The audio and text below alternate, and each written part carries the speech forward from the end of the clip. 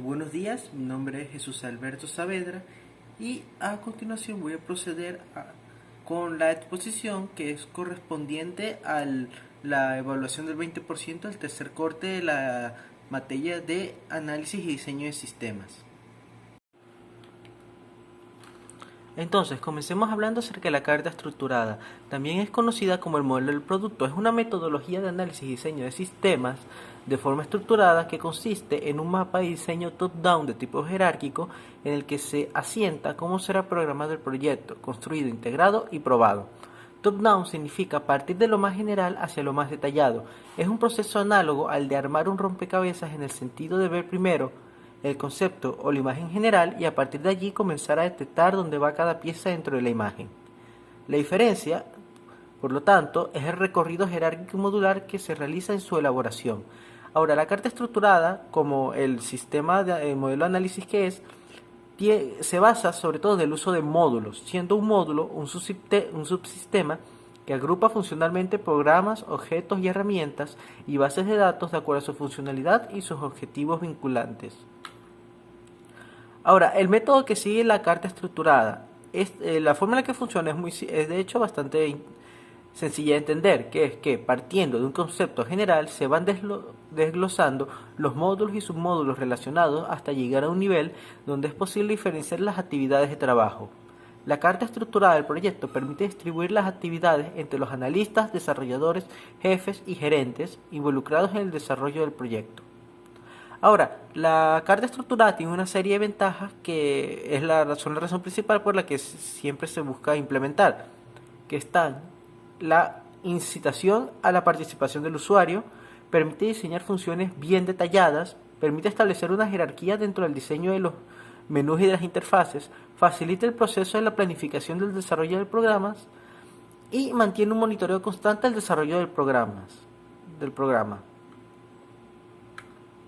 Aquí tenemos un pequeño ejemplo de la carta estructurada, en este caso la carta estructurada de un menú, que digamos que es un menú de una tienda o de algún almacén que se encarga de vender vender productos. Entonces, como podemos ver, tenemos como en la parte más alta de la jerarquía el menú, desglosándose en los diversos módulos correspondientes a los puntos de interés más importantes de esta organización, que están, por ejemplo, los pedidos, que a la vez se divide en los pedidos en espera o en back order y en los pedidos entregados, las compras, que se dividen en las compras a niveles nacionales e importadas, los materiales que se usan, otro módulo, que también se divide al mismo tiempo en materias primas y productos terminados, y finalmente los desechos, que a la vez se divide en los reciclables y no reciclables. Ahora, hablemos del diseño de entrada. El diseño de entrada es el enlace que une al sistema de información con el mundo y sus usuarios.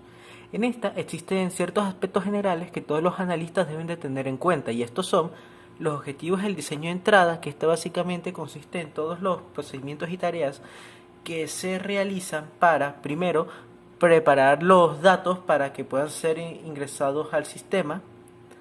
Segundo, es también los diferentes procedimientos usados para asegurarse que los datos sí puedan ser leídos por el sistema. Y por último, son todas las preparaciones que se hacen para asegurarse de que el sistema sea capaz de leer los datos de entrada. Es básicamente como una especie de instrucción o enseñanza que se da a la computadora o al sistema de forma que pueda leer los datos correspondientes. Entre los objetivos del diseño de entrada tenemos que el control de la calidad de entrada, que esto es muy importante ya que también muchas veces esta entrada de datos se suele dar es por parte de seres humanos, que aumenta mucho también, que aquí tiene que mucho que ver la mano de obra y por lo tanto también puede aumentar bastante el costo del funcionamiento del sistema, por lo que siempre se tiene que asegurar que los datos, cuando hayan sido introducidos por seres humanos, hayan sido introducidos de forma correcta. Y segundo, también está debido a que un ingreso de datos inadecuados o por lo menos que no estén completamente optimizados podría dar retrasos en el sistema.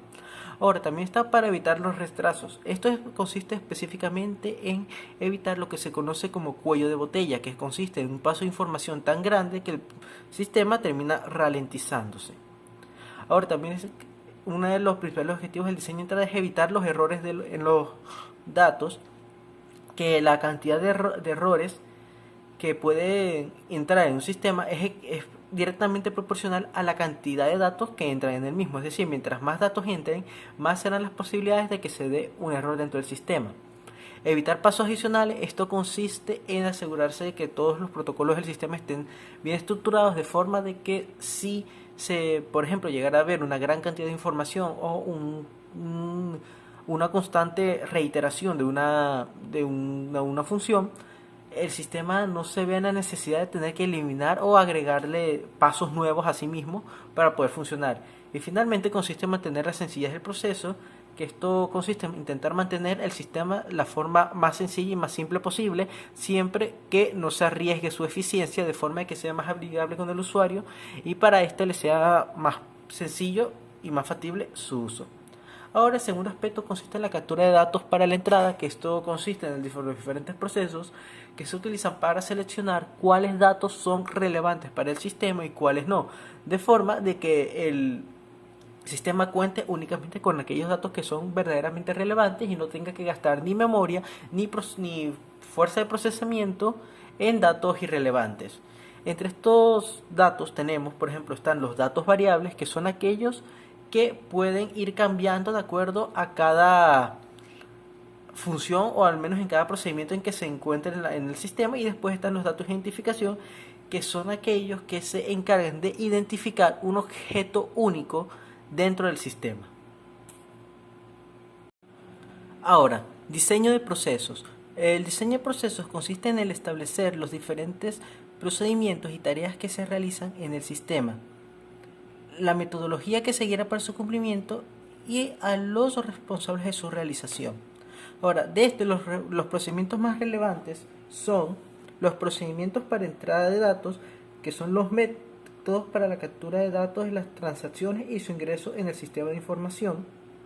Los procedimientos durante la ejecución, que consisten en los pasos y acciones emprendidos por los operadores del sistema y en algunas circunstancias por los propios usuarios finales que interactúan con el sistema para poder obtener los resultados deseados.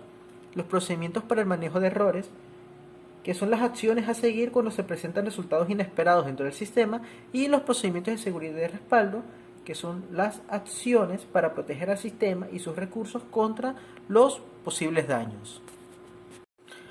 Ahora, el diseño de salidas consiste en determinar la forma en que se organizará y se mostrará cualquier información producida por el sistema para ser mostrada a los usuarios dependiendo de las necesidades del sistema. Esta es una parte bastante importante, puesto que muchas veces lo que en realidad define a la funcionalidad o si realmente el sistema es funcional y se logró con sus objetivos es la salida, que también muchas veces también define la forma en la que los usuarios interactuarán con el sistema y también cómo realizarán sus actividades. Ahora, ¿cómo identificar las necesidades del sistema para poder adecuar la presentación de las salidas de los mismos? Bueno, hay que identificar la salida específica necesaria para satisfacer los requerimientos. Hay que seleccionar los métodos para representar la información y hay que crear los documentos que contengan la información introducida por el sistema.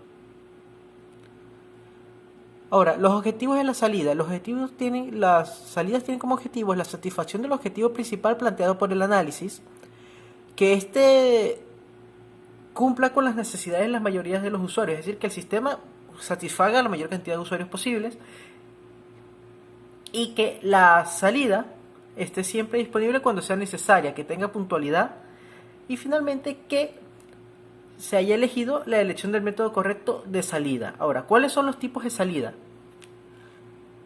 La salida siempre va a ser un resultado de computadora y esta puede ser un reporte, un documento o un mensaje. Procedamos ahora con el diseño de pruebas y documentación del sistema. Se entiende el diseño de pruebas como una forma de determinar las pruebas a las que se someterá el sistema para asegurarse de detectar la mayor cantidad de errores con la mínima cantidad de esfuerzo posible. También para garantizar su correcto funcionamiento. Ahora, el sistema puede probarse de las siguientes formas. Conociendo la función para la que fue diseñado el producto, que de esta forma se pueden realizar pruebas para comprobar su función y la operatividad y buscar los errores dentro de cada una de las funciones que éste desempeña, o conociendo el funcionamiento propio del producto, que en este se pueden usar pruebas para comprobar que las operaciones están en concordancia con las especificaciones y también para comprobar que los componentes internos funcionan adecuadamente. Ahora, entre estos tipos de pruebas, una de las formas más comunes o al menos más usadas para diseñar estas pruebas consiste en la prueba de caja blanca, que esta es una prueba que se centra en la estructura interna del software, que consiste en probar todos los caminos de ejecución posibles a través del código que puedan trazarse.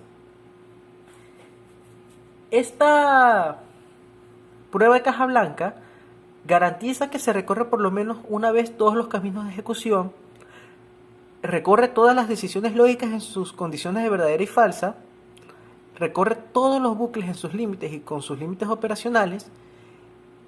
Esta también permite evitar los pasos adicionales y también permite mantener la sencillez del proceso.